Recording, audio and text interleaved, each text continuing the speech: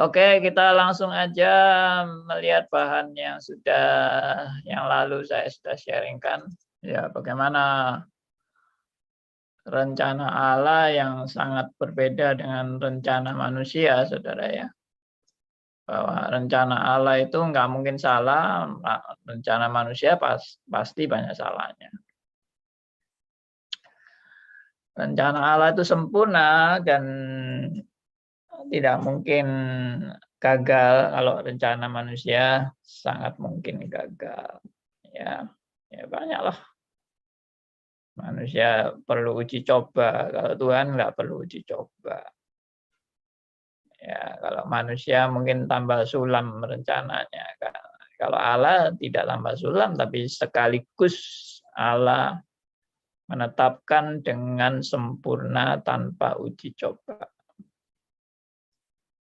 Ya, oke. Rencananya tidak mungkin gagal, tidak perlu direvisi, tidak perlu diperbaiki karena rencananya sudah sempurna. Tidak ada plan A, plan B, juga tidak ada alternatif.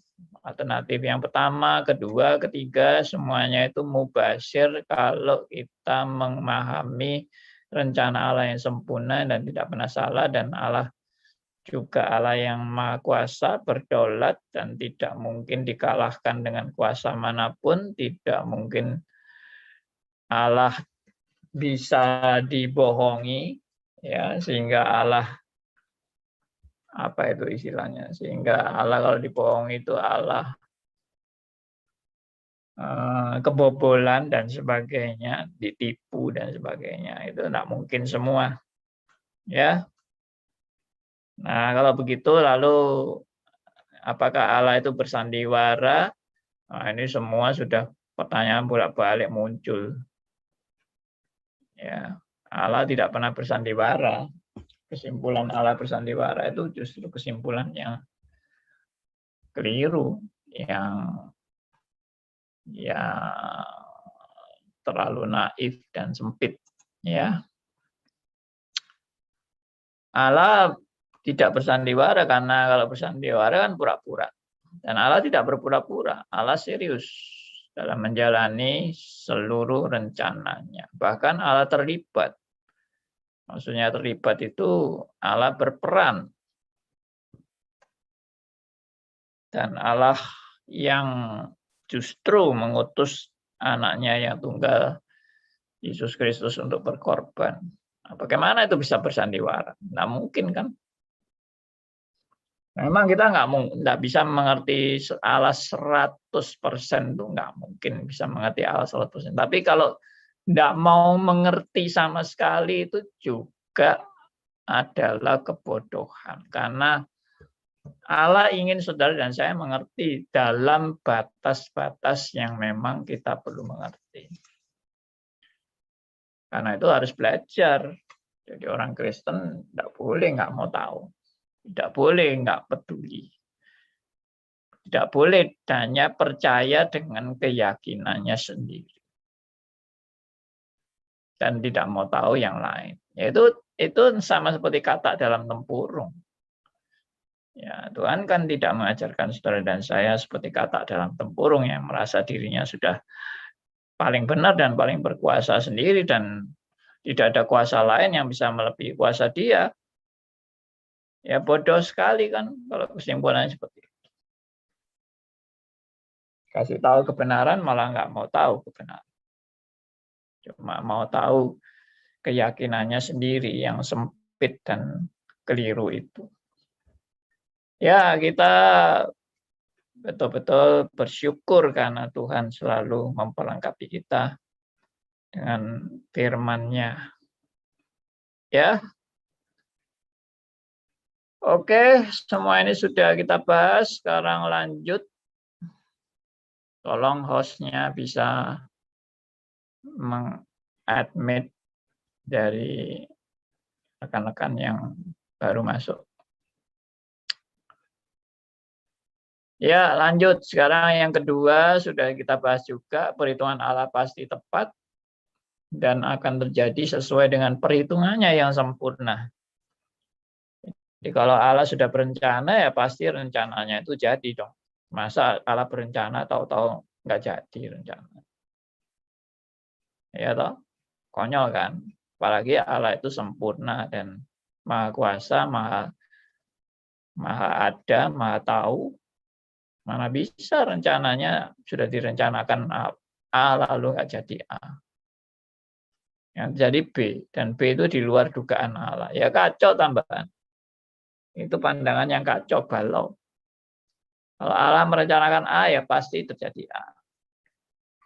Allah merencanakan B pasti terjadi B. Dan tidak ada satupun yang bisa menghalangi, tidak ada satupun yang bisa membelokkan, menyerongkan, dan sebagainya. Dan sebaliknya, apa yang tidak direncanakan Allah tidak mungkin bisa terjadi. Ya, saya pakai logika terbalik.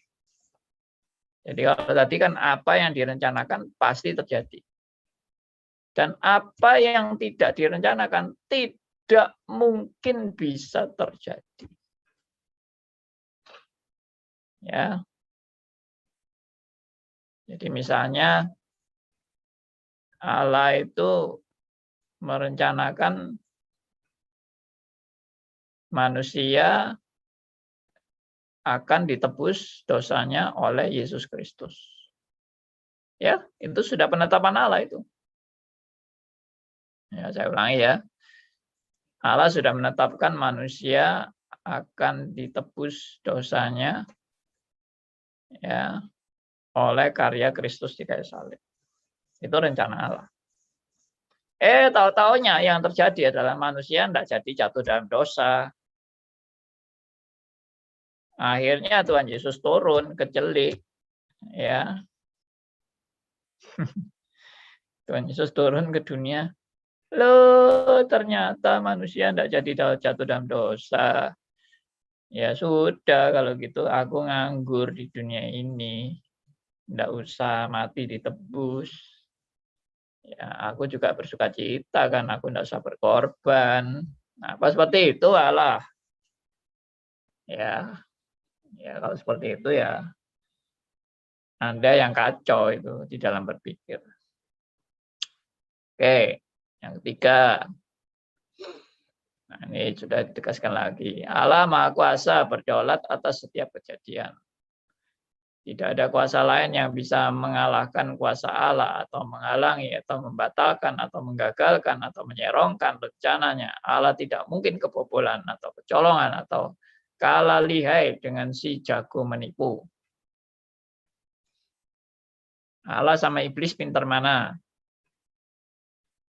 Masa Allah kalah sama iblis? Masa Allah lalu kalah pinter dengan iblis? Masa Allah kalah karena kena jebakan iblis? Masa Allah jagonya Allah jadi kalah di luar dugaan Tuhan, dikalahkan oleh iblis? Jagonya Allah itu. Jagonya Allah itu misalnya Adam dan Hawa itu jagoannya Allah. Ayub jagoannya Allah. Ternyata jatuh semua. Adam dan Hawa juga jatuh. Ayub juga jatuh. Orang kesayangan Allah, siapa kesayangan Allah? Daud, kesayangan Allah. Jatuh juga. Musa, orang yang sangat dekat dengan Tuhan. Jatuh juga. Jadi Allah itu bolak-balik kalah kalau begitu. Kalah taruhan sama iblis. Ya, Allah bolak-balik dipermalukan karena orang-orangnya jatuh-jatuh semua. Konyol kan? Allah yang bolak-balik gagal-gagal terus. Tapi ada orang bilang, enggak, Allah enggak gagal. Karena Tuhan sudah menyediakan pemulihan. Ya, itu bagi saya hanya penghiburan yang melarikan diri dari kenyataan bahwa Allah itu gagal. Ya, oke lah kalau Anda ngotot, akhirnya Allah tetap menang. Tapi di tengah-tengah lah, kalau Allah bisa gagal itu bagaimana? Saya malah mengatakan kalau Anda menerima Allah itu gagal di tengah-tengah, siapa yang menjamin Allah pasti berhasil di akhirnya? Ayo, coba dipikir baik-baik ya. Saya ajak saudara berpikir ini. Kalau Anda bilang, tidak apa-apa Allah gagal di tengah, tapi akhirnya dia pasti menang. Loh, Anda kok tahu kalau akhirnya pasti menang? Kalau Allah gagal di tengah-tengah, ya seperti tadi misalnya, Allah mengharapkan Adam dan Hawa nggak jatuh dalam dosa. Ternyata jatuh. Tuhan Yesus yang tadinya tidak direncanakan turun, akhirnya direncanakan turun. Gara-gara Adam dan Hawa jatuh dalam dosa. Jadi Allah rencananya berubah. Tadinya Tuhan Yesus tidak ada rencana turun. Tahu-tahu gara-gara Adam dan Hawa jatuh, Tuhan Yesus harus turun. Itu kan kegagalan kan. Maksudnya yang tidak direncanakan terjadi. Yang direncanakan tidak terjadi. Yang direncanakan itu Adam dan Hawa tidak jatuh dalam dosa. Ternyata tidak terjadi. Akhirnya Adam dan Hawa jatuh dalam dosa. Yang tidak direncanakan itu terjadi. Yaitu Adam dan Hawa jatuh dalam dosa itu tidak dalam rencana Tuhan. Tapi terjadi. Nah itu sudah menunjukkan Allah bolak-balik gagal. Ya, Nuh. Tuhan sudah jengkel sekali dengan dosa-dosa manusia. Dibasmi semua manusia. Hanya Nuh dan keluarganya. Nuh begitu mendarat sudah mabuk-mabukan. Ya. Lalu anak-anaknya sudah berdosa. Ya, ada yang tidak berdosa, ada yang berdosa. Jadi akhirnya apa? Manusia berbuat dosa lagi dan jahat lagi. Aduh, Allah gagal lagi. Allah sudah kepengen memurnikan manusia dengan membersihkan manusia untuk dosa manusia berkurang. Ternyata dosa manusia makin hebat. Tak disangka-sangka. Allah menyesal lagi ya toh. Waduh, saya sudah kadung janji tidak akan membasmi manusia dengan air bah. Lah ini manusia jahat lagi, bagaimana ini? Bingung Allahnya. Ya, lalu apa ini zamannya Abraham. Ya kan? Wah, Sodom dan Gomora. Manusia begitu jahat luar biasa sampai Allah juga membumi hanguskan Sodom dan Gomora. Tapi sudah tidak ada air bah lagi. Tapi Allah bolak-balik gagal lagi. Aduh, dosa lagi. Hancurkan manusia. Sodom dan Gomora dihancurkan. Tapi setelah Sodom dan Gomora dihancurkan, dosa lagi. Jadi Allah pusing mungkin. Di surga itu Allah pusing karena bolak-balik manusia dihabisin kok dosanya tidak hilang-hilang. Mungkin Tuhan itu rapat-rapat terus di surga tapi nggak menemukan jalan keluar. Sampai hari ini manusia juga berdosa terus. Lalu dikasih COVID-19. Ya, biar manusia kapok. Tahu rasa dikasih COVID-19. Ternyata ya masih banyak yang berdosa. Ya, di Indonesia juga masih bersubur dosa korupsi, narkoba, dan sebagainya. Itu. Jadi manusia itu nggak pernah kapok itu. Allah bingung itu mengatasi manusia itu. Mungkin perlu penasehat. Mungkin penasehatnya siapa gitu loh. Siapa di antara saudara yang mengusul jadi penasehatnya Allah? Kira-kira manusia ini enaknya diapain ini? Udah habis-habis ini dosanya ini. Ya, saya berbicara seperti ini hanya untuk membuat Anda kan berpikir kan. Iya, sebetulnya ada apa di balik semua itu? Pasti ada rancangan Allah, bukan Allah kebobolan, bukan Allah kewalahan, bukan Allah kebingungan, bukan Allah kebobolan tadi dan sebagainya. Jadi tidak.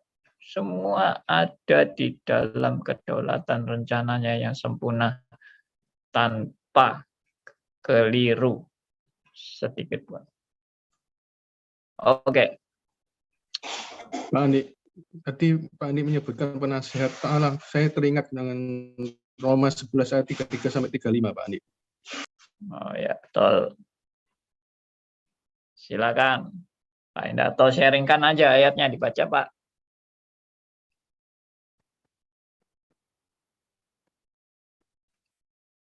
Siapa yang mau jadi penasehatnya Allah?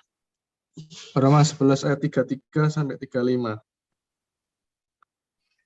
Oh, alangkah dalamnya kekayaan, hikmat, dan pengetahuan Allah. Sungguh tak terselidiki keputusan-keputusannya, dan sungguh tak terselami jalan-jalannya. Sebab siapakah yang mengetahui pikiran Tuhan? Atau siapakah yang pernah menjadi penasihatnya? Atau siapakah yang pernah memberikan sesuatu kepadanya sehingga ia harus menggantikannya? Ya, good.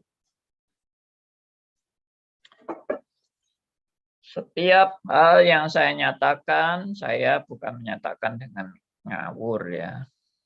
Tapi semua ada dasar firman-Nya. Kalau saya tidak menyebut ayatnya ya tidak berarti lalu tidak ada ayatnya. Oke, lanjut.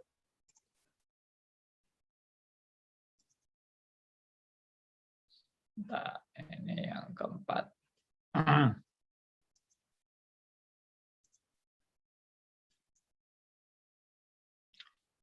Ya, yang ketiga sudah, sekarang keempat. Allah Maha Tahu. Ya, kebenaran yang keempat ini sudah banyak orang tahu juga kan? Tapi taunya juga keliru tentang Allah yang Maha Tahu. Ya, kita tahu Allah Maha Tahu. Tapi taunya kita tentang Allah Maha Tahu keliru dan tidak sesuai dengan yang dimaksud dengan Allah Maha Tahu. Ya, saya tulis di sini. Tidak ada kejadian yang bakal terjadi yang luput dari pengetahuan atau pengawasan Allah. Ya, misalnya Allah itu nggak tahu kalau manusia bakal jatuh dalam dosa. Aduh, kaget Allah ya. Aduh, aku nggak nyangka manusia bakal jatuh. Aduh, aku menyesal, aku sudah memilih Saul. Ternyata Saul kurang ajar sama saya. Aduh, saya salah. Ya, apa seperti itu Allah? Ya, pasti tidak. Dia bukan hanya Maha Tahu, saudara, tapi Dia yang berdaulat dan menetapkan semuanya. Itu yang harus kita pahami tentang Maha Tahu. Allah Maha Tahu itu bukan Allah hanya jadi penonton. Ya, kalau Allah cuma jadi penonton, ya buat apa jadi Allah kalau cuma nonton doang. Allah itu berkuasa, berdaulat, rencananya sempurna. Jadi dia bukan Maha Tahu itu jadi penonton. Dia Maha Tahu itu karena semua kejadian di dalam penetapannya yang sempurna. Ya, saya ulangi ya. Allah Maha Tahu karena yang Dia tahu adalah semua di dalam penetapannya yang sempurna.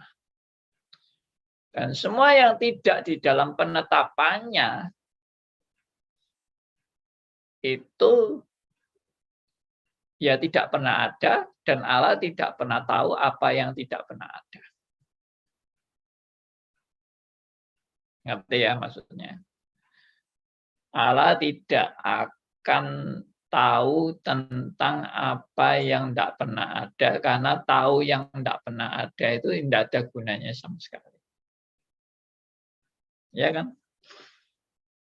Oke, ini cuma sekedar intermezzo dan mungkin perlu diskusi dan tanya jawab tentang hal-hal seperti ini. Saya dalam diskusi dengan teman saya Selalu mengingatkan. Teman saya selalu orientasinya bilang Allah Maha tahu, Allah sudah tahu. Saya bilang bukan hanya sudah tahu, tapi Allah juga secara aktif menetapkan dan menentukan. Misalnya begini, Allah sudah tahu bakal ada mana orang yang setia dan mana yang tidak setia. Karena itu pilihan Allah berdasarkan kemahatauannya tentang orang yang dia tahu siapa yang bakal sempurna dan siapa yang bakal tidak sempurna. Nah, saya bilang kalau seperti itu salah.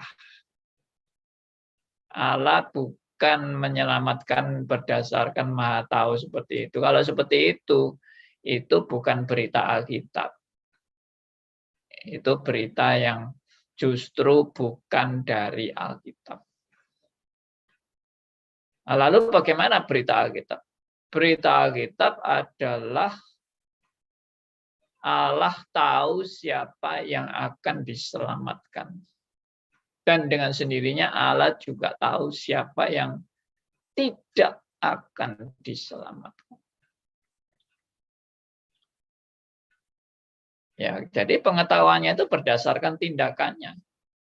Saya ulang ya, Allah tahu siapa yang ditetapkan untuk diselamatkan. Dan Allah juga tahu siapa yang tidak, yang ditetapkan untuk tidak diselamatkannya. Allah tahu semuanya. Karena itu di dalam penetapannya. Bukan Allah cuma jadi nonton. Kenapa demikian? Karena Allah juga tahu kalau Allah tidak menetapkan, sama sekali tidak menetapkan orang untuk diselamatkan, maka tidak ada satu orang pun yang mampu selamat atas inisiatif dan pilihannya sendiri, atas kemauannya sendiri. Tidak ada satupun manusia yang bisa memilih Allah tanpa Allah terlebih dahulu mencelikkan mata rohaninya dan menetapkan dia untuk dipilih dan diselamatkan. Nah, ini sangat penting. Jadi kalau saudara sudah belajar ini semua, tidak usah pusing single atau double, ya toh. Itu yang saya mau. Saya tidak mau ngotot tentang single atau double. Anda harus tahu dasarnya dulu. Kalau Anda sudah tahu dasarnya, iya dengan sendirinya sudah ngertilah mana yang benar, single atau double. Ya atau single itu maksudnya Allah hanya menetapkan orang selamat saja. Tapi untuk orang yang binasa, Allah tidak menetapkan apa-apa.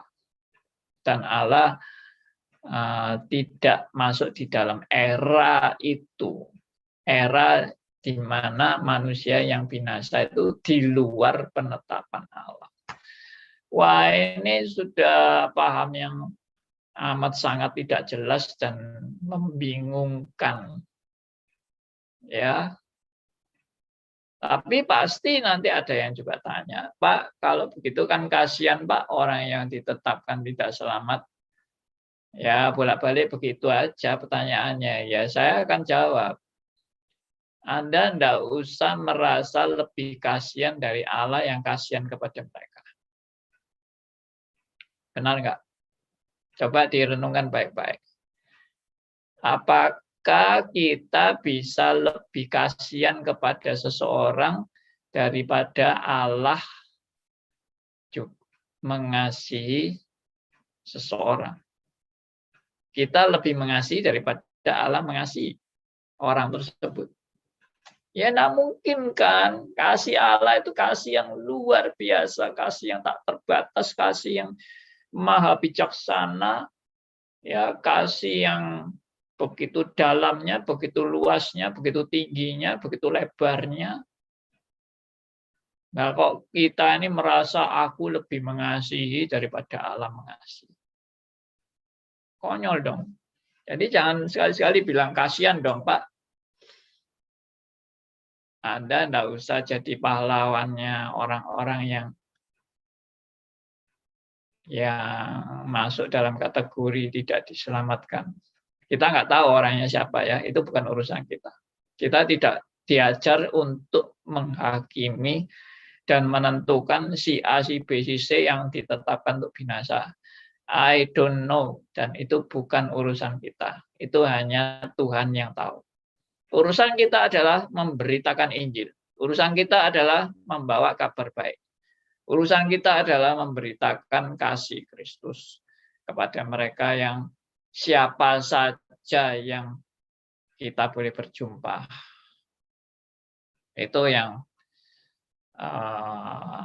yang menjadi satu kebenaran yang saya mau nyatakan.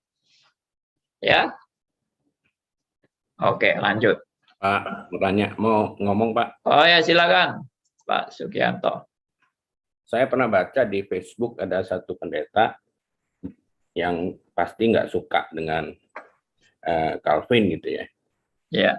Dia nulisnya gini, Pak. Kejatuhan Adam itu Tuhan yang tetapkan. Dan saat Adam jatuh, Tuhan senang. Nah, jadi apa betul memangnya begitu, Pak? Untuk menjawab mereka ini gimana, Pak? Oke. Iya, itu kalimat-kalimat sindiran pasti. Ya, memang Tuhan itu merencanakan manusia jatuh dalam dosa, jadi kalau manusia jatuh dalam dosa, ya Tuhan gembira.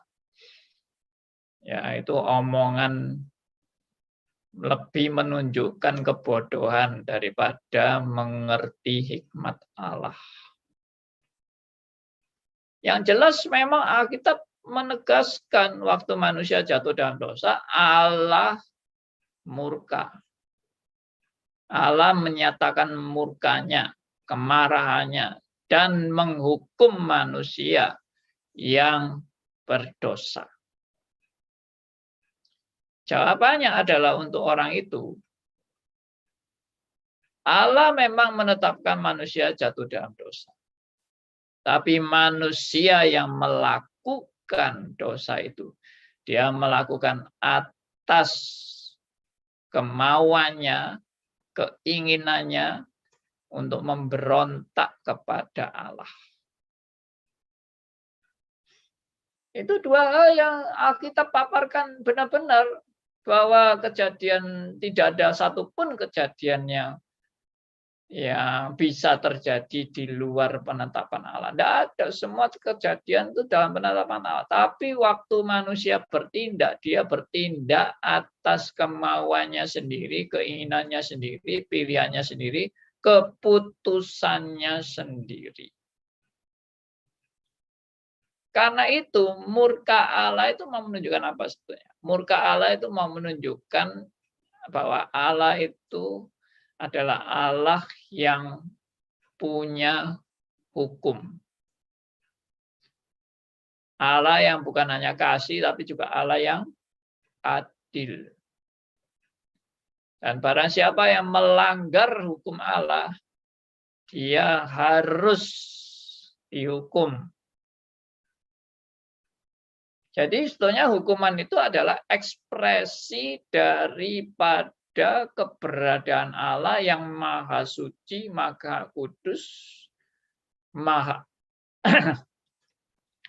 adil, maha kuasa, dan seterusnya. Itulah ekspresi daripada keberadaan Allah atas pemberontakan manusia, meskipun itu sudah di dalam penetapannya. Pak Andi, malam Pak Andi. Malam Pak Sony. Pak, boleh bertanya Pak sebentar? Boleh Pak Sony. Oke. Kalau dulu di dalam sesi sebelumnya Pak Andi,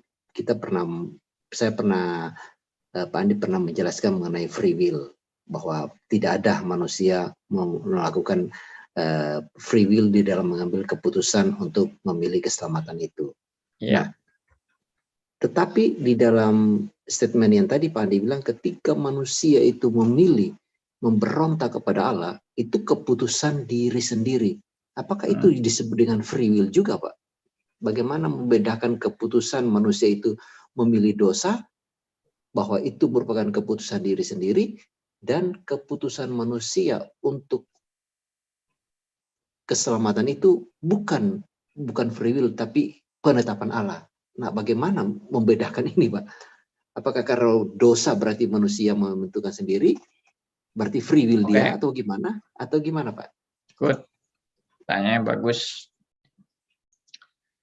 Oke, langsung saya jelaskan. Jadi pada waktu Adam dan Hawa memilih jalan dosa, itu dia pilih atas kemauannya sendiri, atas kehendaknya sendiri, atas pikirannya sendiri, atas keputusannya sendiri.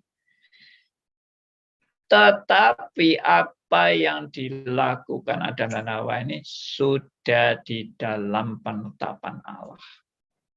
Nah, itu yang seringkali manusia itu pusingnya itu di sini.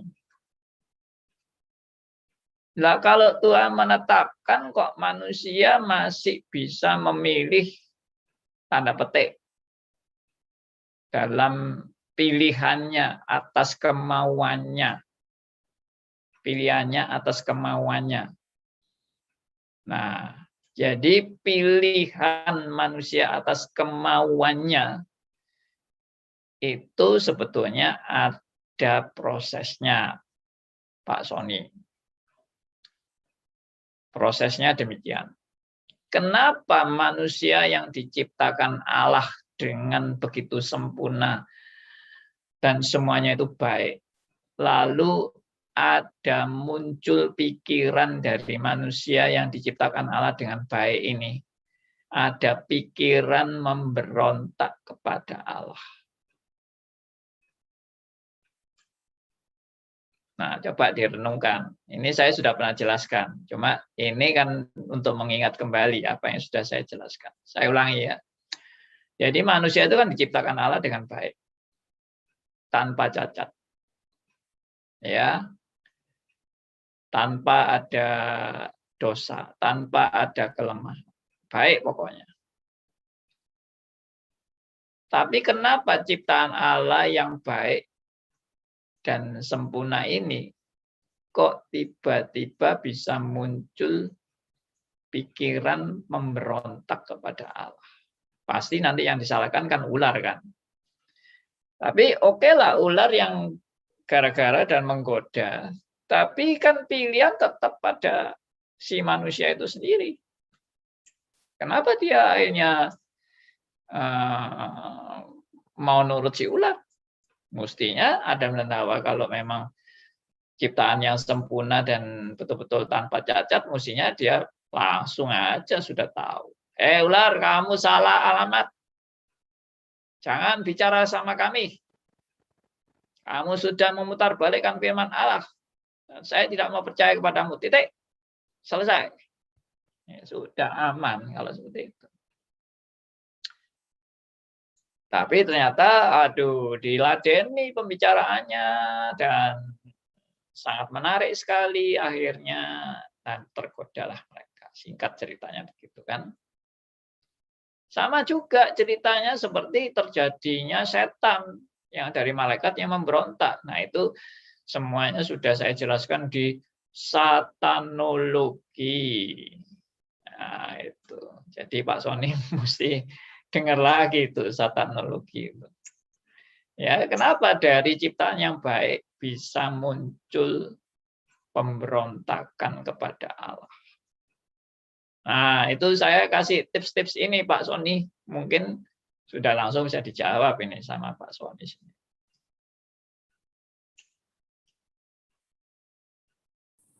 Oke?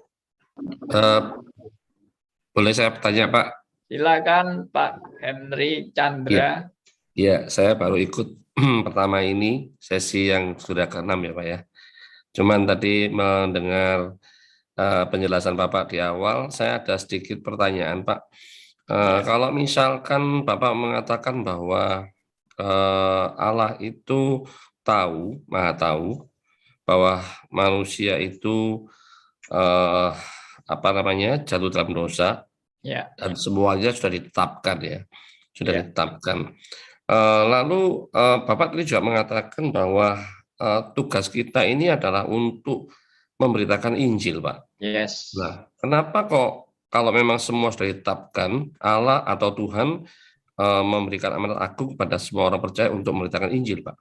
Kan Ya. sudah ditetapkan, kan harusnya sudah ditetapkan kan kontradiksi ya, jadi tidak mengalami efek apapun ya terhadap keselamatan manusia ya, Baik. seperti itu.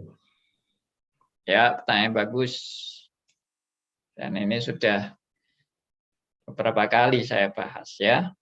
Tapi enggak apa-apa, saya bahas lagi.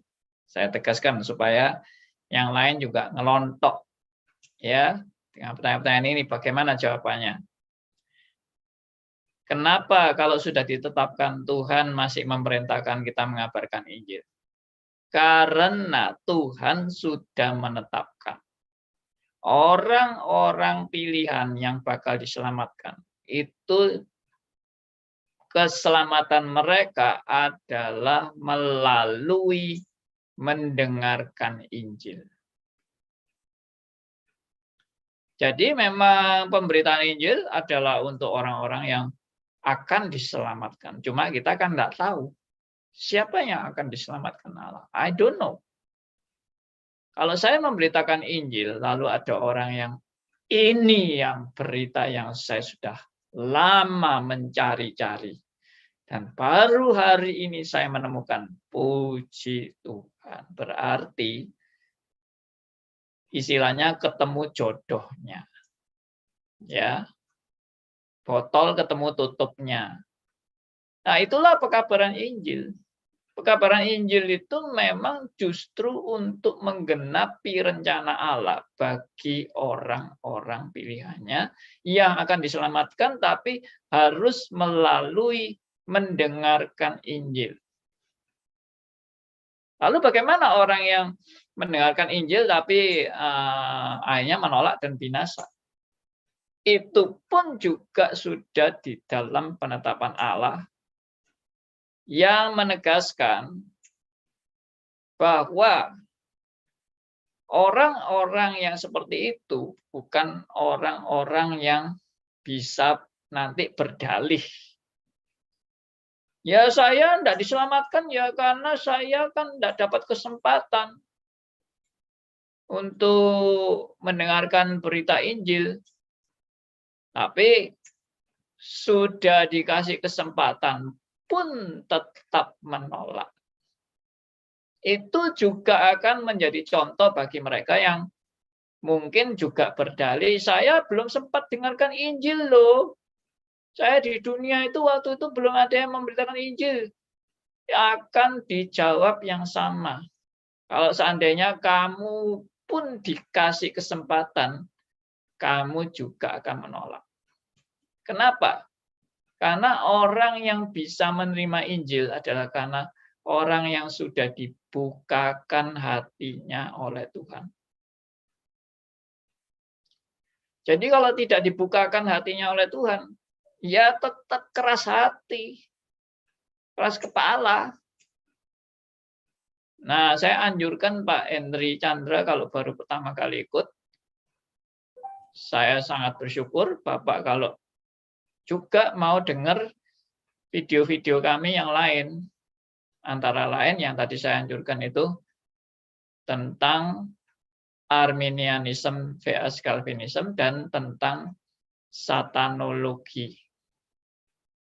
Pak Henry Chandra bisa lihat di YouTube kami dengan channel Stris Ngagel, Stris spasi Ngagel, dan bisa dicari di playlist-nya. Jadi ada kolom playlist, jangan ke kolom home atau ke kolom video, tapi ke kolom playlist. Di kolom playlist itu sudah ditata rapi judul-judul daripada video-video kami. Jumlah totalnya seluruh video ada 250-an video. Tapi untuk satanologi, kalau tidak salah 24 sesi. Ya, kalau Arminianism vs Calvinism itu 40 sesi. Nggak apa-apa Pak, pelan-pelan. Ya. Mungkin bagi Pak Henry memang ini baru suatu yang baru, tapi saya bersyukur kalau Pak Henry mau ikut belajar bersama kita. Ya, terima kasih Pak. Pak, tapi saya mau tanya Pak sedikit lagi. Berarti orang yang diberitakan Injil itu pun ya kita tidak tahu siapa yang menurut pemahaman Calvin itu sudah ditetapkan ya untuk diselamatkan, dan ada yang tidak ditetapkan untuk diselamatkan. Berarti tidak ada free will lagi Pak ya? Istilahnya itu memang tidak pernah ada free will. Jadi saya sudah pernah membahas juga itu tentang free will di Arminianism vs Calvinism. Dan saya menegaskan bahwa sebetulnya orang yang bisa menerima Yesus justru adalah orang yang will-nya, kemauannya itu di tanda petik dinormalkan. Jadi will manusia itu sebelum dinormalkan, itu will manusia itu dalam kebutaan rohani. Yaitu manusia yang jadi hamba dosa itu, diperhamba oleh dosa, jadi budaknya dosa. Jadi dia itu mata rohaninya nggak mungkin bisa melihat kebenaran yang sungguh-sungguh dari Allah. Nah, bagaimana manusia itu bisa melihat bahwa kebenaran ini sungguh-sungguh dari Allah waktu Injil itu datang kepadanya? Itu mata rohani dicelikan. Istilahnya, will-nya dia dinormalkan sehingga bisa menerima Yesus sebagai Tuhan dan Juru Selamat. Nah, kalau Tuhan tidak menormalkan itu, nggak mungkin orang punya kemampuan mau menerima Yesus dari kesadaran dirinya sendiri. Tidak mungkin. Kalau bukan Roh Kudus yang menyadarkan dia. Nah, itu Pak. Ya, terima kasih Pak. Ya, saya akan coba ikut yang sesi yang lain. Terima kasih. Andi, boleh saya menambahkan sedikit Pak? Ya Pak Henry, silakan. Ini Pak, yang mengenai tadi yang memberitakan Injil. Memang ini pertanyaan saya juga dulu, karena Reform itu kan selalu bicara mengenai penetapan Allah. Ya buat apa memang untuk menginjil? Tapi akhirnya memang saya pelajari, akhirnya sekarang saya bisa mengerti. Dan saya lihat memang ini sejalan dengan apa yang ada di Roma 10 ayat 14. Mungkin bisa saya bacakan Pak ya? Silakan Pak.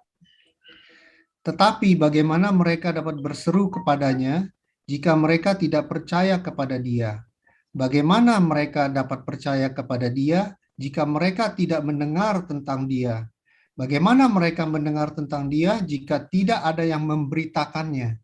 Sebenarnya ayat ini kalau dibaca terbalik, ini sangat kita dapat mengerti dengan jelas sekali kalau dibaca terbalik. Jadi yang dari bawah ke atas. Ini saya suka pakai ayat ini untuk kalau bicara dengan orang Arminian. Iya, karena betul. saya juga dulu Arminian. Ya, benar sekali yang dikatakan Pak Henry bahwa biarpun orang itu sudah ditetapkan Allah untuk diselamatkan, tapi tetap perlu ada yang memberitakan Injil. Dan pemberitaan Injil untuk mereka itu pun juga sudah di dalam penetapan Allah. Jadi tidak ada orang yang ditetapkan Allah selamat, terus akhirnya dia tidak pernah mendengar Injil, akhirnya binasa. Itu tidak mungkin, ya. Itu penetapan Allah tidak akan separuh-separuh seperti itu. Allah menetapkan itu dengan sempurna. Puji Tuhan. Pak Andi. Ya, silakan Bu Willy. Tadi itu kan pertanyaannya Pak Sugianto tentang itu pendeta. Apakah bisa dijawab seperti yang Pak Andi ajar bahwa pendeta itu harus tahu bahwa dalam penetapan Allah dengan maksudnya manusia punya will itu bukan will lah, maksudnya Kenapa kalau Allah menetapkan, kenapa dia juga membuat manusia jatuh dalam dosa? Bukankah itu yang selalu Pak Andi bilang, dua rel yang berjalan sejajar itu, Pak? Gitu. Yang seharusnya yang seharusnya dia mengerti, bukan berarti maksudnya menertawakan bahwa kok Allah yang sudah menetapkan, tapi juga ini apa? Lantas maksudnya manusia bisa jatuh di dalam, ya dihukum. Terus yang kedua Pak, yang Pak Sony itu, bukankah yang dia bilang free will itu bukan sebenarnya tidak ada free will, tapi seperti yang Pak Andi bilang, kenapa bisa itu adalah anugerah yang ditarik sebagian ya, yang sehingga ada prosesnya gitu ya. Oke, itu. Terima kasih. Jadi kenapa tadi pertanyaan saya kan kenapa kenapa ciptaan Tuhan yang begitu sempurna bisa terjadi pilihan untuk memberontak kepada Allah? Seharusnya ciptaan Tuhan yang sempurna itu ya pilihannya juga sempurna dong. Demikian juga malaikat yang memberontak. Itu kan juga diciptakan Tuhan dengan sempurna, malaikat yang memberontak. Tapi kenapa kok bisa milih memberontak kepada Allah? Nah, itu tadi jawabannya sudah disebut oleh Bu Willy, yaitu ada sebagian anugerah Allah yang ditarik. Hukumnya itu adalah kegelapan itu tidak perlu didatangkan. Untuk membuat ruangan gelap, kita tidak perlu membawa materi kegelapan. Jadi kegelapan itu akan muncul dengan sendirinya. Caranya bagaimana? Caranya adalah sinarnya dikurangi. Begitu sinar dikurangi, kegelapan akan muncul. Sinar dikurangi lagi, kegelapan lebih muncul lagi. Sampai sinarnya benar-benar mati, kegelapan memenuhi seluruh ruangan. Demikian juga anugerah Tuhan kalau ditarik. Sebagian ditarik, maka akan manusia menjadi, tanda petik, menjadi liar. Dan menjadi, tanda petik, tak terkendali, meskipun tetap dalam kendali. Tapi maksudnya tak terkendali itu bisa terjadi muncul maksud-maksud yang berlawanan dengan Allah. Karena sebagian anugerah ditarik. Selama anugerah Tuhan itu terus menaungi seseorang dengan demikian sempurna, tidak mungkin orang itu punya keinginan untuk memberontak kepada Allah. Tidak mungkin. Ya, saya tidak percaya ada kebebasan mutlak di dalam manusia mau memilih jalannya. Tidak percaya saya. Karena apa? Karena memang hidup itu tidak mungkin kebebasan mutlak. Waktu Allah menciptakan langit dan bumi, semua berada dalam kuasa dan kontrol Allah. Allah tidak menciptakan langit dan bumi lalu dengan kebebasan sebebas-bebasnya di luar kontrol Allah semau gue. Tidak ada itu. Itu kalau seperti itu, bumi pun akan berputar sebebas-bebasnya. Planet-planet lain juga akan beredar dengan sebebas-bebasnya. Akhirnya saling bertubrukan, kacau semua, hancur lebur. Saudara dan saya tidak bisa hidup di dunia ini. Dan yang aneh adalah, yaitu kalau memang semua ini bebas, yang aneh adalah dari seluruh alam semesta yang maha dahsyat dan maha besar ini, yang ada makhluk hidupnya cuma di bumi. Sudah. Seluruh pengetahuan modern, teknologi sehebat apapun menjangkau seluruh planet-planet yang ada di galaksi-galaksi, tidak pernah menemukan ada makhluk hidup di planet lain. Loh iya Pak, tapi kan belum selesai Pak ini pencariannya. Sudahlah, Anda percayalah bahwa tidak pernah ada terjadi kehidupan di planet lain. Karena Alkitab itu loh cuma berkata, Tuhan menciptakan langit dan bumi. Sudah. Allah tidak menciptakan langit dan bumi-bumi. No. Allah hanya menciptakan langit dan bumi titik. Bukan bumi-bumi. Ya. Buminya cuma satu. Dan bumi yang satu ini, ya yang ada isinya, yang diciptakan dengan segala makhluknya, dan sebagainya. Itu saudara kan mungkin juga ada yang nggak sampai memikirkan ini kan, bahwa kenapa Tuhan hanya membuat seluruh planet tidak ada isinya kecuali di bumi saja. Berarti kan ada something spesial dalam rencana Tuhan yang luar biasa. Ya, di bumi ini. Betul-betul luar biasa. Oke, baik. Pak Andi, maaf Pak Andi, ada pertanyaan Ya, lagi. Pak Sony, silakan. Tadi menarik Pak Andi katakan anugerah Allah itu ditarik ya, sehingga Sebagian gelap itu ditarik. Nah, sebagian ditarik sehingga gelap itu karena terang itu dikurangi. Nah, pertanyaan saya, kapan anugerah itu ditarik, Pak? Apakah sejak sebelum iblis jatuh ke dalam dosa, atau sejak kapan, Pak, anugerah itu sebagian ditarik sehingga membuat iblis itu jatuh dalam dosa, atau pada waktu kalau misalnya iblis jatuh ke dalam dosa, seharusnya kan sudah masih dalam keadaan yang sempurna semua ya. Tapi kenapa ditarik pada saat itu ya, sehingga iblis itu jatuh ke dalam dosa, atau bagaimana? Kapan itu, kalau menurut analisanya waktunya Pak, ketika Adam dan Hawa jatuh, atau iblis dan jatuh, atau gimana? Oke. Baik. Terima kasih Pak. Kalau ditanya kapannya, saya nggak bisa memastikan dong momennya itu kapan. Ya, tapi yang pasti begitu anugerah itu sebagian ditarik, begitu akan terjadi out of control. Contoh ya, contoh waktu Ayub dicobai oleh iblis.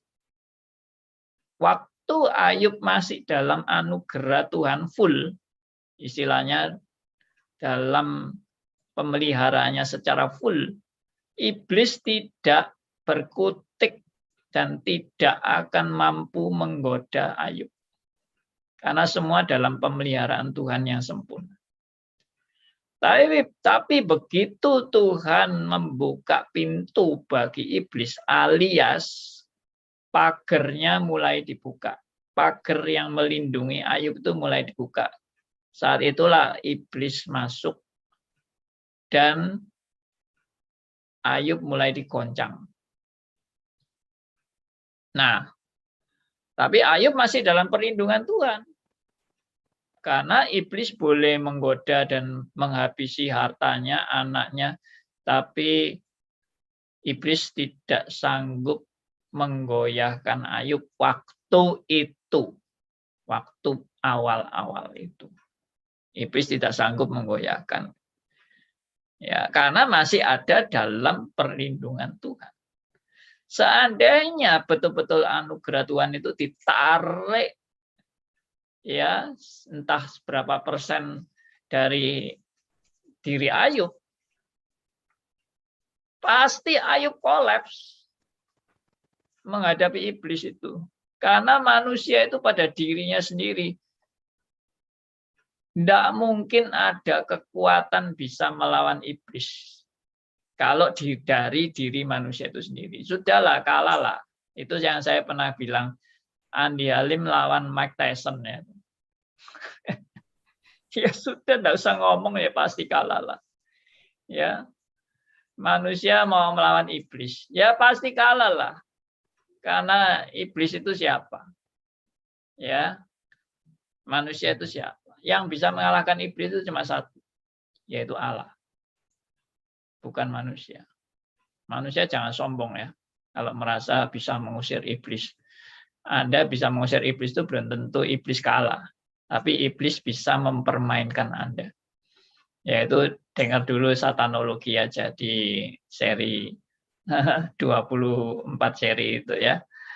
Oke, jadi kapannya saya pastikan ya tentunya waktu malaikat itu ditarik anugerahnya baru dia punya keinginan memberontak kepada Allah.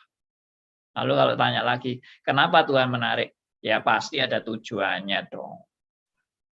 Ada tujuannya. Tuhan itu bukan iseng-iseng menarik anugerahnya.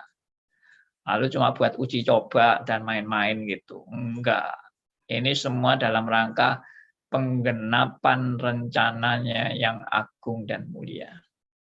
Ya, itu saya sudah bahas semua di satanologi, di Arminianism vs Calvinism, di juga forum tentang tema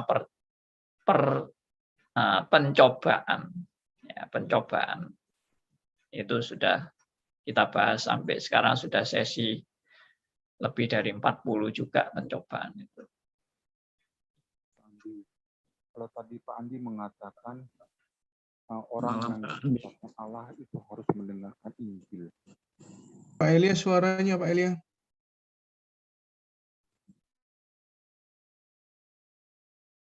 Belum jelas? Kurang keras. Nggak jelas Pak, kurang keras atau kurang dekat Pak. Kalau Pak mengatakan orang yang ditetapkan Nggak kedengaran Pak Elia. Pak Elia pindah di YouTube. Kabur dia di YouTube. Lanjutkan kalau gitu lanjut Pak. Silakan. Nggak dengar Pak Elia. Coba Pak Elia ngomong, kalau saya agak dengar, saya bisa dengar. Nanti saya ulangi pertanyaan Pak Elia. Silakan Pak, silakan diteruskan pertanyaannya. Kalau Pak mengatakan orang yang sudah ditetapkan harus ditetapkan mendengar Injil. Yes. Itu kalau di bagian perjanjian baru Pak.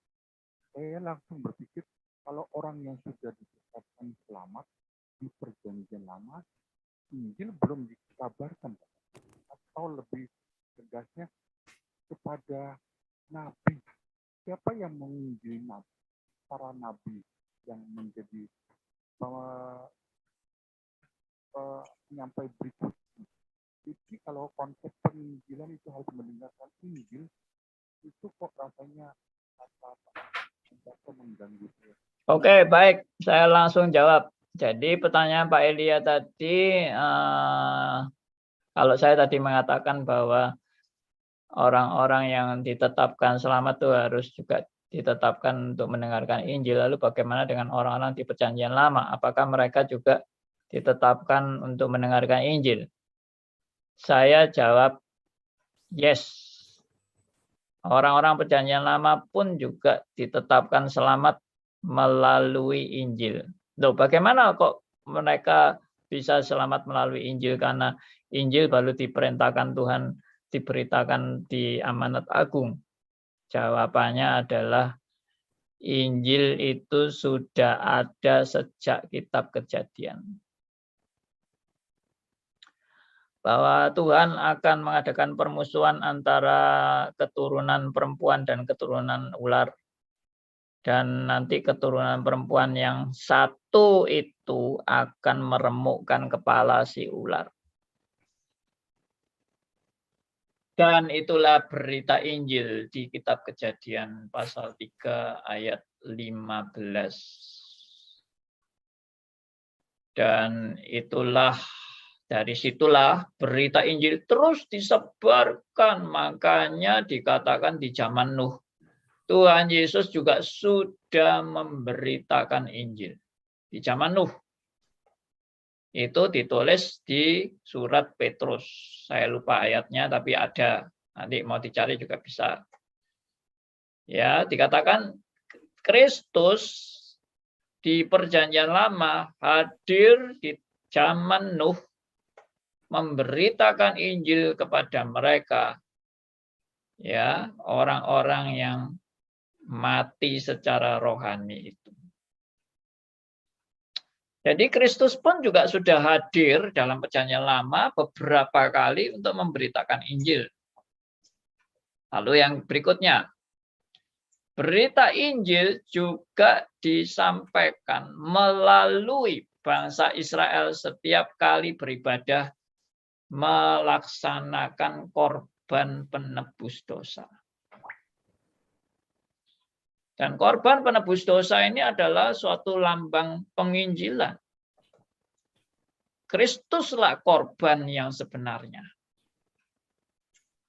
Jadi binatang yang dikorbankan itu hanya simbol bahwa nanti akan datang korban yang sesungguhnya, yaitu Sang Mesias. Jadi Injil sudah bolak-balik diberitakan.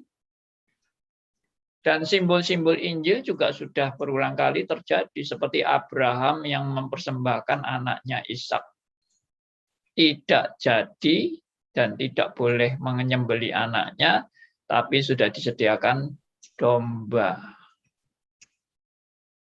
Nah, itu Injil yang di Perjanjian Lama. Oke, saya harap ini menjadi jelas. Dan di Perjanjian Lama juga beberapa kali nubuat-nubuat tentang kedatangan Kristus juga dinyatakan. Di Perjanjian Lama itu pusatnya juga tetap adalah Kristus. Jadi jangan dikira Perjanjian Baru saja yang baru ada pusat Kristus. Perjanjian Lama juga pusatnya Kristus. Oke, Pak Henry tadi mau ngomong. Ya, Pak Andi. Kalau mendengar Pak Andi menjelaskan tentang bahwa Kristus pun sudah memberikan Injil pada zaman Nuh, berarti kita ketahui bahwa semua tidak ada yang mendengar. Berarti gagal, Pak, ya? Karena semua dibinasakan dengan air bah, hanya Nuh saja yang selamat. Tapi karena memang dikatakan di Alkitab bahwa Nuh adalah orang yang hidupnya benar di hadapan Tuhan, ya. Ya. Berarti gagal dong, Pak. Jadi bukan gagal, Pak. Tapi pekabaran Injil itu menunjukkan kedaulatan Allah, baik terhadap orang yang akan diselamatkan maupun kepada orang yang akan binasa. Nah, kenapa demikian? Ya karena orang bisa menerima Injil itu karena Allah sendiri yang menggerakkan hatinya.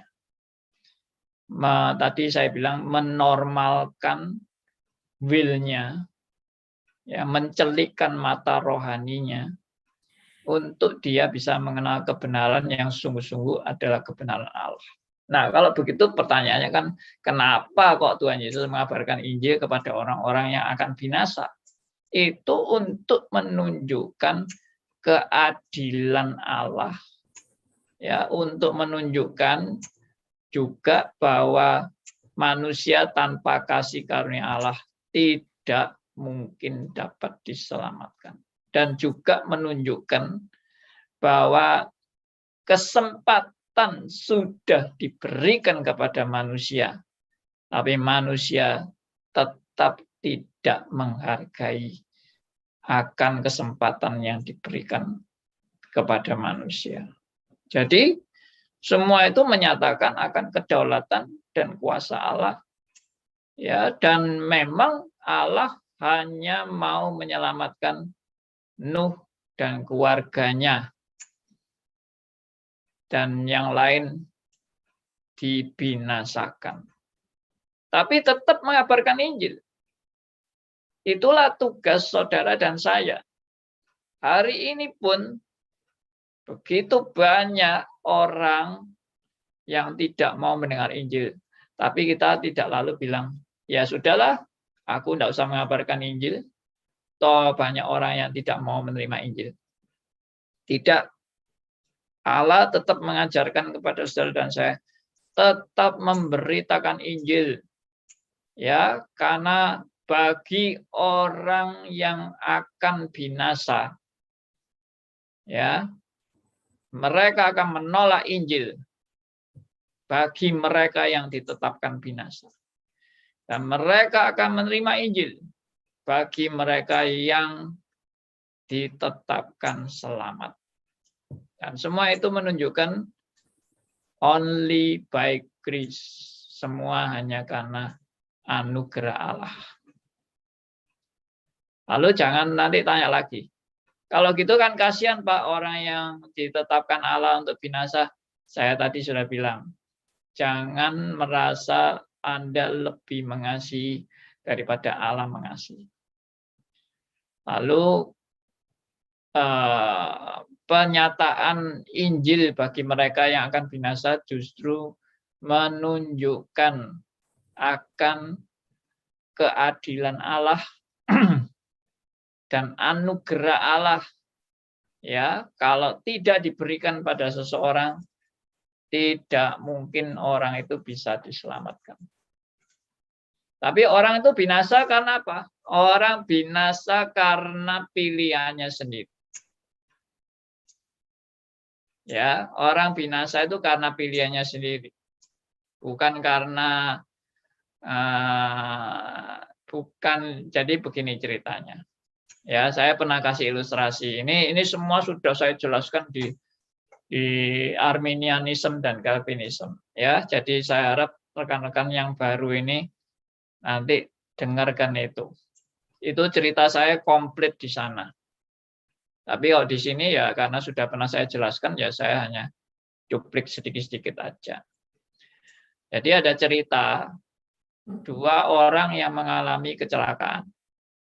Dan dua orang yang mengalami kecelakaan ini, satunya kecelakaan di tol, satunya kecelakaan di jalan ramai. Lalu dua-dua kecelakaan ini sampai berdarah-darah. Dan yang kecelakaan di tol berdarah-darah karena tolnya sepi, tidak ada yang mengetahui kalau ada kecelakaan, akhirnya tidak ada yang menolong dan orang ini mati. Tapi yang berdarah-darah di jalan ramai, karena banyak orang waktu itu, wah orang-orang pada menolong semua, cepat-cepat dibawa rumah sakit, dan dia akhirnya bisa diselamatkan. Nah, pertanyaannya adalah, orang yang selamat itu karena apa?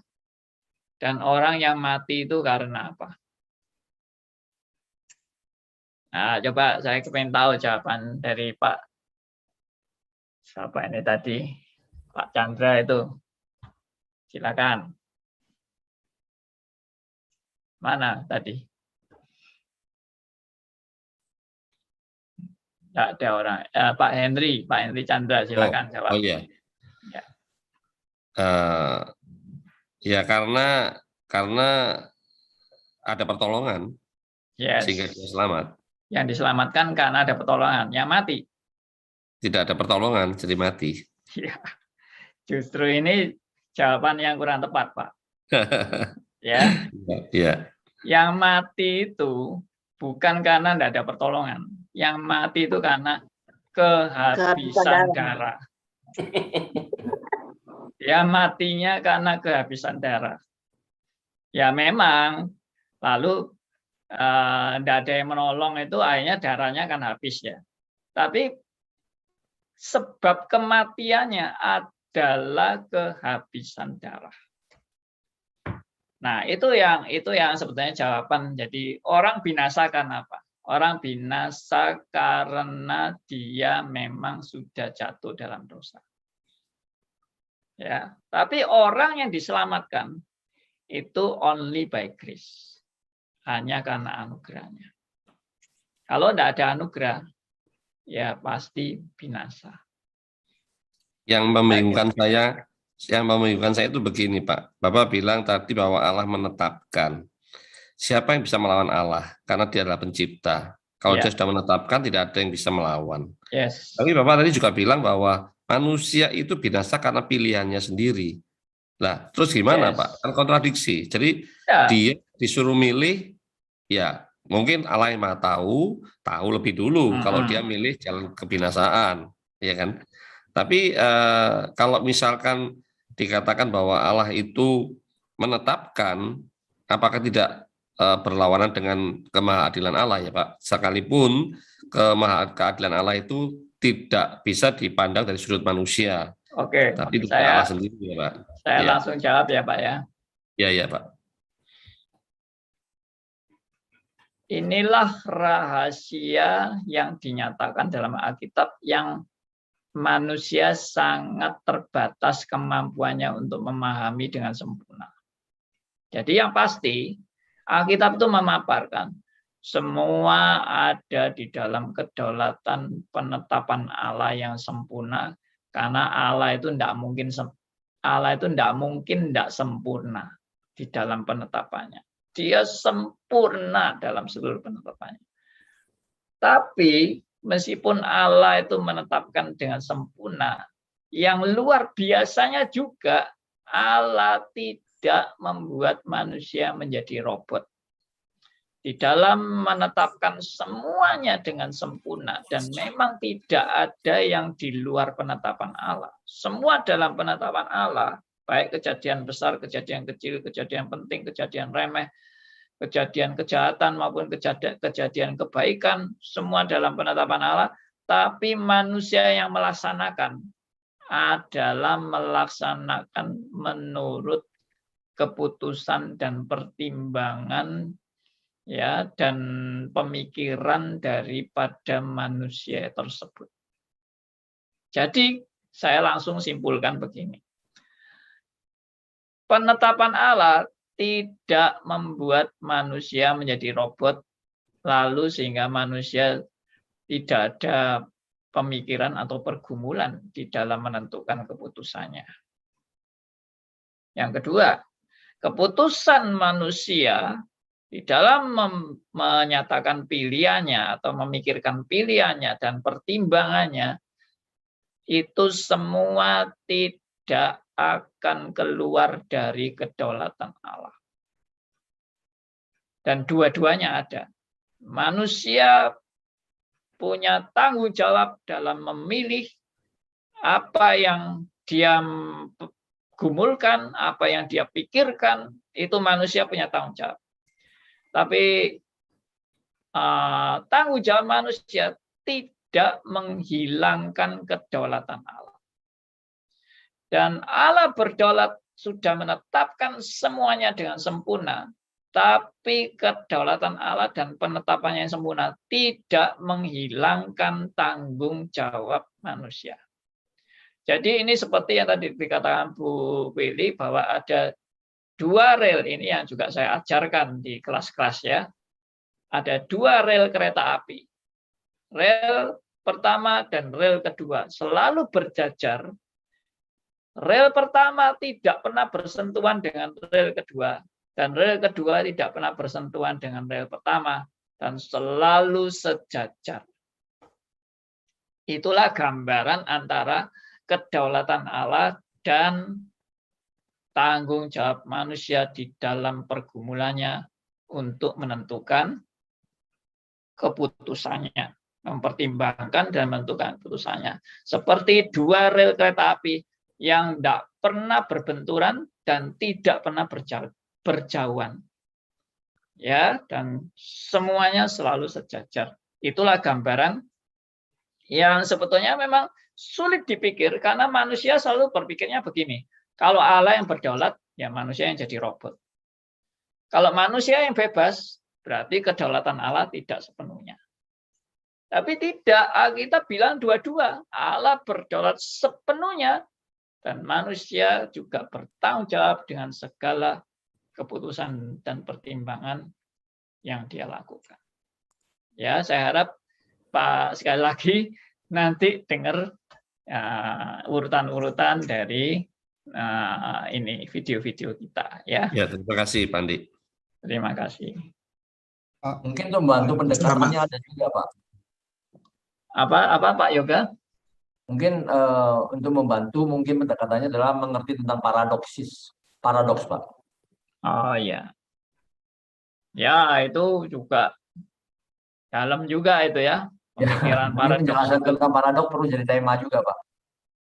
Betul. Ya, paradoks itu dua hal yang kelihatan bertentangan tetapi merupakan kebenaran yang seutuhnya.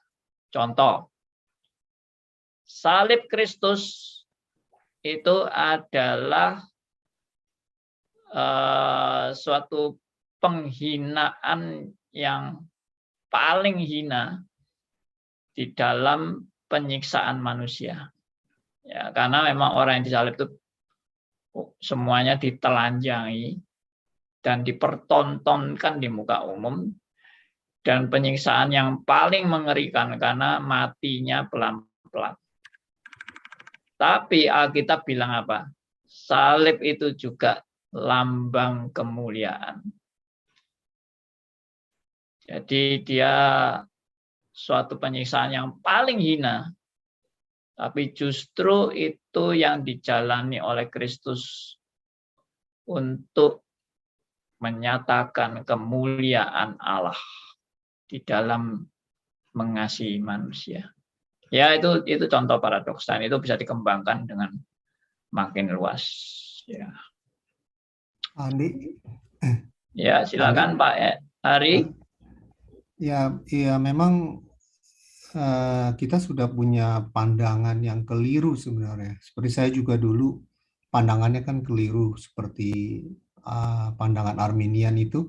Kita membuat dikotomi itu seperti gini, bahwa semua manusia itu diselamatkan atau sebagian yang diselamatkan. Itu dikotomi yang memang dalam pandangan Arminian. Tapi kalau dalam pandangan reform itu, bahwa sejak manusia itu jatuh ke dalam dosa, kan semuanya rusak. Yes. Total depravity, total rusak total kan, semuanya sungguh rusak, udah nggak ada, manusia itu udah nggak bisa memilih yang baik, gitulah istilahnya. Nah, sebenarnya dikotomi yang benar itu adalah semua manusia itu binasa, harusnya, karena memang sudah rusak. Yes. Tetapi dikotomi ini yang benar adalah semua manusia itu binasa atau sebagian diselamatkan. Nah, itu kalau saya lihat seperti gitu, Pak. Dikotomi yang benar adalah itu. Baik. Jadi memang tidak pernah ada rencana Allah menyelamatkan semua manusia. Tidak pernah. Itu adalah konsep dari Arminianisme yang menafsirkan tentang kata semua dalam Alkitab. Ya, itu lalu dianggap ya itu semua itu berarti semua manusia Tuhan mau menyelamatkan. Ya, itu pasti salah. Ya. Itu kita harus lihat seluruh ayat ini dalam pengertian yang komprehensif, ya, komprehensif, yang menyeluruh, yang utuh, yang tidak terpecah-pecah, yang tidak parsial, ya, yang integrated, yang harmonis, ya, dan yang holistik. Yes, holistik, secara keseluruhan keutuhannya. Ya, puji Tuhan. Baik. Oke, selamat malam Pak Andi. Ya, Pak Agus. Ya, mau nanya. Ini ada sedikit saya bertanya-tanya Pak, dari apa tadi itu tentang anugerah Pak. Ya. Bapak memberikan satu ilustrasi tadi tentang lampu ya. Ya, jadi anugerah itu kan sudah diberikan kepada manusia. Lalu bisa saja juga anugerah itu nanti lama-lama ditarik, dan sehingga terjadi suatu kegelapan dan akhirnya manusia memberontak. Berarti apakah anugerah yang diberikan Allah kepada manusia itu bisa hilang? Ini dari konsep yang Bapak sampaikan tadi itu, makanya saya ingin bertanya Pak. Terima kasih Pak. Terima kasih, tanya bagus. Apakah anugerah yang diberikan Allah kepada manusia itu bisa hilang? Nah, ini konteksnya harus jelas dulu. Jadi anugerah Allah itu apakah memang diberikan kepada semua manusia? Nah, anugerah Allah yang mana dulu? Karena anugerah itu ada dua, ya, ada dua, dibagi dua kategori besar.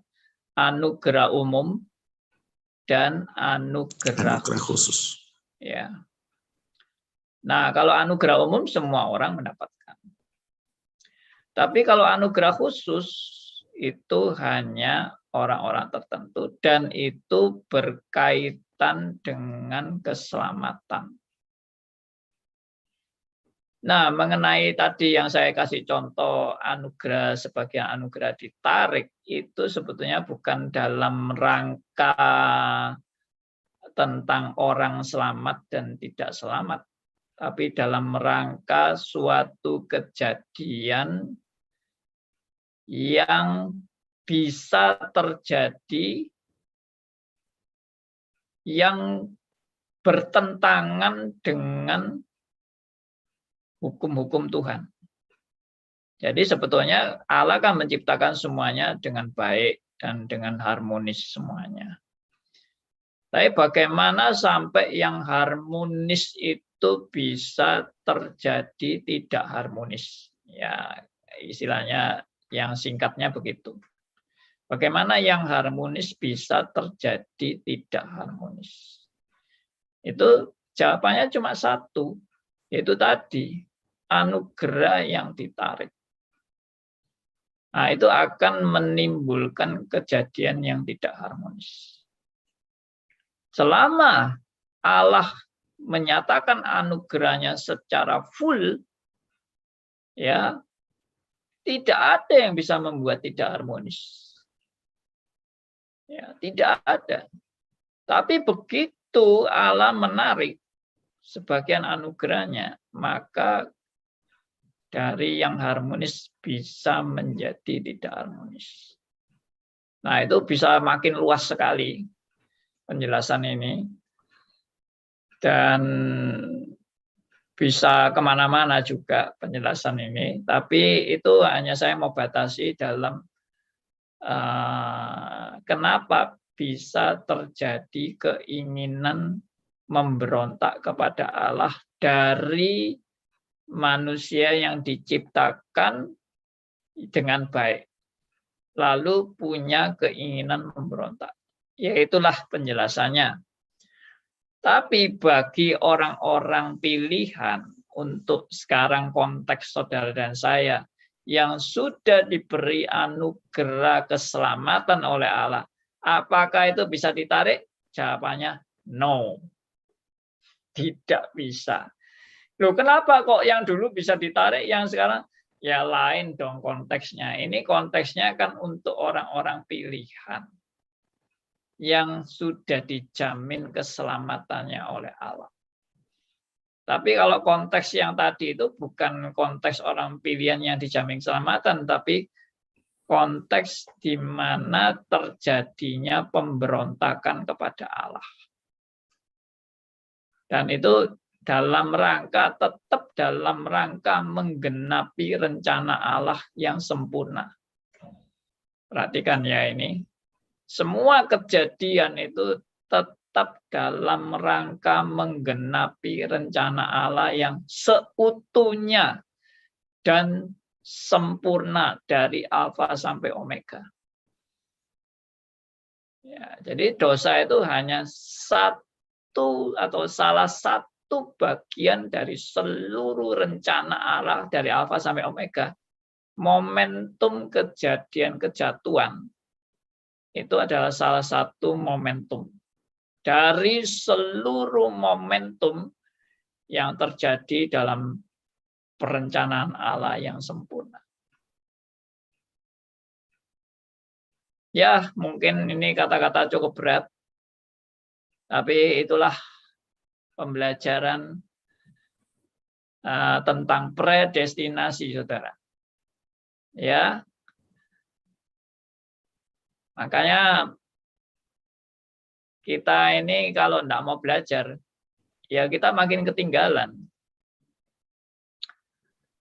Dan belajar ini bukan untuk menyombongkan diri, sama sekali tidak, tapi justru menyadari semua hanya karena anugerah Tuhan. Only by grace. Dan membuat kita justru belajar rendah hati dan tidak menyombongkan diri di hadapan Tuhan. Karena kita sadar, tanpa anugerah Tuhan, aku tidak mungkin bisa pilih Tuhan.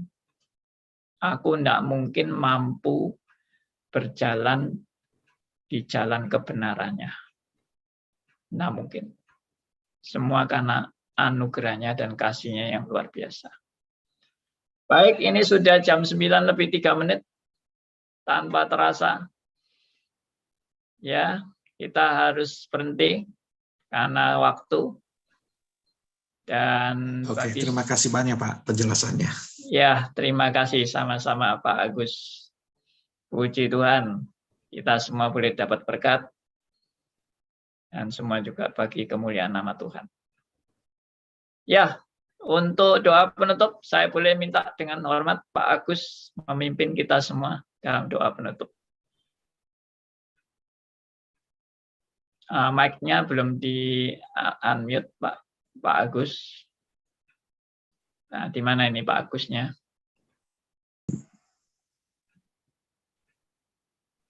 Pak, mungkin lagi ini ya. Oh ya, oke sudah. Silakan Pak Agus, pimpin doa. Mari kita berdoa.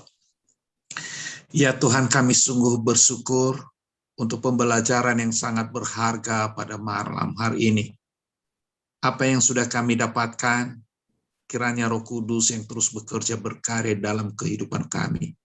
Bahkan memampukan kami untuk melakukan kebenaran demi kebenaran yang telah Engkau berikan kepada kami. Terima kasih untuk hamba-Mu Bapak Pendeta Andai Lim yang telah memaparkan materi ini dengan jelas. Kiranya Tuhan yang terus memberkati kehidupan hamba-Mu, bahkan juga pelayanan-pelayanan yang dilakukan oleh hamba-Mu. Terima kasih Tuhan. Kami mengakhiri semuanya ini di dalam nama Yesus Kristus. Amin.